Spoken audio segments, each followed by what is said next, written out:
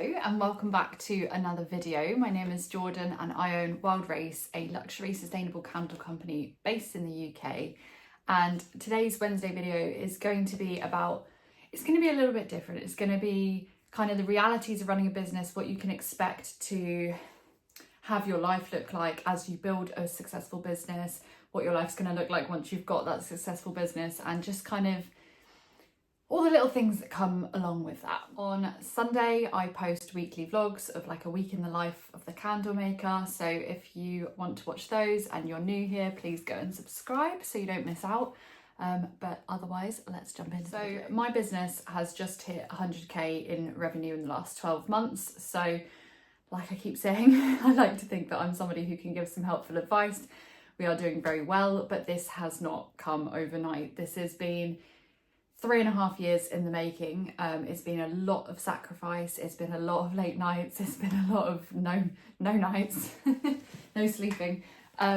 It's such a difficult journey, and I like to be very honest on this account. And I like to talk about obviously the ups, but there is a lot of downs, and there is a lot of sacrifice and a lot of things that I don't think other business owners maybe talk about or mention that I want to speak about. I will just caveat this though and say I am not moaning. I'm not moaning about the success of my business. I am not obviously whinging. I am so grateful to be here, but it is through obviously my own hard work. There's no luck involved in building this business, and probably won't be any luck involved in yours.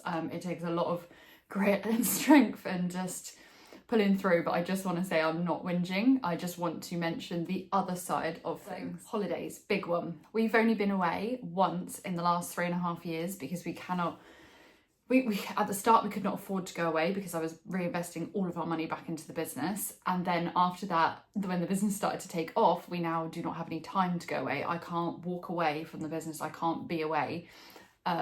We got married this summer. We haven't been able to go on our honeymoon.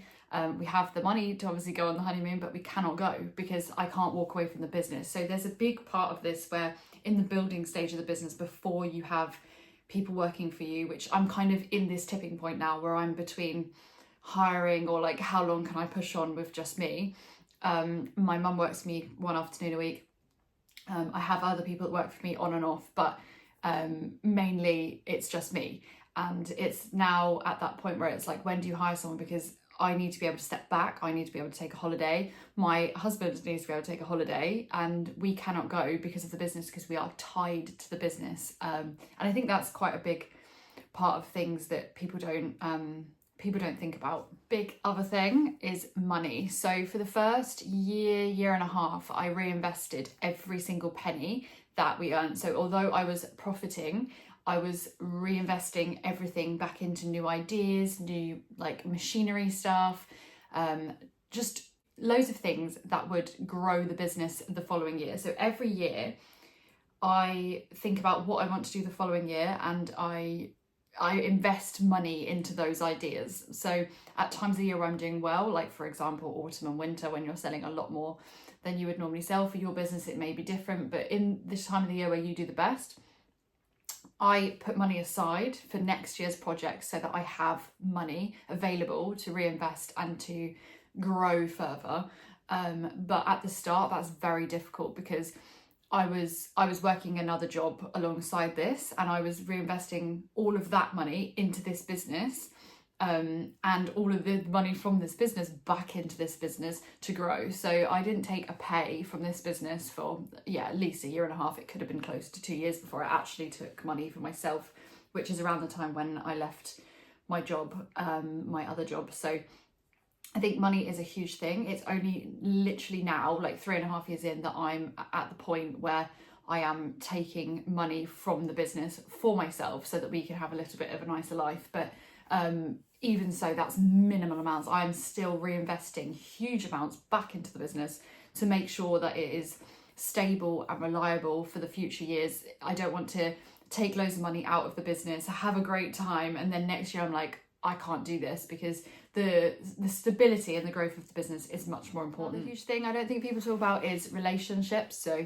it can be your partner or who you're with, it can be family members, it could be friends. It does play a huge impact in that. People that don't have a business are not going to understand the dedication and the amount of time that it takes from you.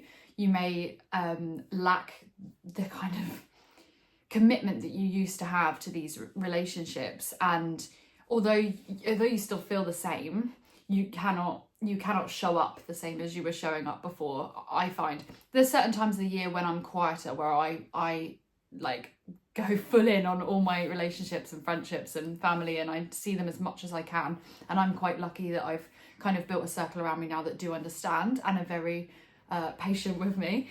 But there's definitely going to be sacrifice with friendships, family, relationships.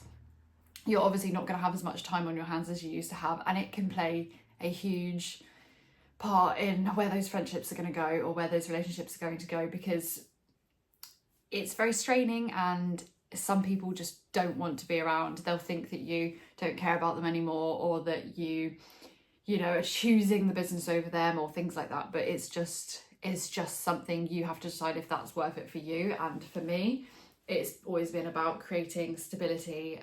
I have lots of chronic health conditions, so for me, this is like my only way of earning money. So it's always been, I have to choose this, and the friendships or relationships or family have to either just go along with it or go out the door, basically, because there's no other option for me. So but I wanted to say that because I think people don't talk about the relationships, and it can be straining even between me and my husband. Say he helps with this business a lot, like a lot, and he's very, very good, and I'm very, very grateful. But even that relationship, you know, it can be hard sometimes, because his time off of his job is spent doing something that's helping my job. Now obviously it benefits us both financially and things like that, but it is something that is difficult for, I think, somebody who's got a completely separate identity and job, and then has to build somebody else's business in their spare time.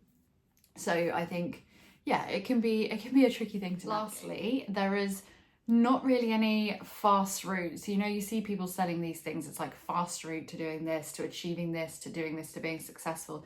There isn't really a fast track route to being a business owner, and in that a successful one. It's kind of just learning as you go, building, being smart, always thinking ahead, always prioritizing and moving things around your head. It's a juggle. It can be very, very stressful. This time of year for me at the moment, I'm at the time of year where I have, for example, all of this is just a tiny section of orders that have come in the last day, and I can't get them out because I'm waiting on a packing peanut delivery that's 2 days late. So there's a lot of stress that comes with running a business, but I think for me it is worth it. And if you are set on this, it is worth it. But it's one of those things you're going to have to juggle up, whether the downside can be very, very low and very lonely and very hard, extremely hard. In fact, I am surprised that I have made it through and got it this far, because there has been so many times where I've wanted to throw in the towel. But like I say, with me, with health conditions, first of all, it makes you a bit stronger as a person anyway, but secondly, it is my only option. So you have to kind of fight for it, because it feels like I'm fighting for my life, basically. But yeah, there is not a lot of downtime, if any.